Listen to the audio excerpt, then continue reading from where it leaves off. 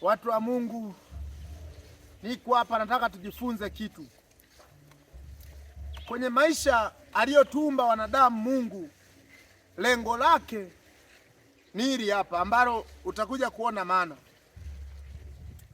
Unaona haya mahindi haya mahindi yote haya mtu aliyepanda, aliyepanda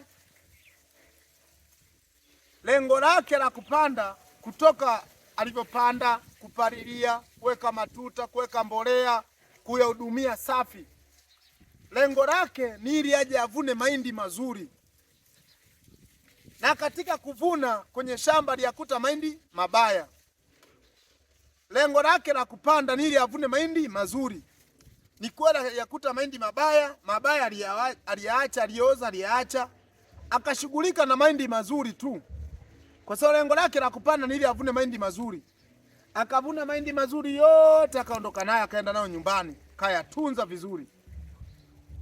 Ndivyo ilivyo hata kwa maisha ya mwanadamu kwa Mungu. Mungu ametuumba sisi wanadamu. Sisi ni kama mbegu duniani. Dunia ni shamba, ametupanda, ametumwaga duniani, ametupanda kama mbegu. Ndivyo ilivyo. Mungu ni kweli anawalinda kila wanadamu, lakini Mungu jicho lake kubwa sana limeelekea kwa watu wema, ambao akimwona mwenzie anataabika anamtendea jambo jema.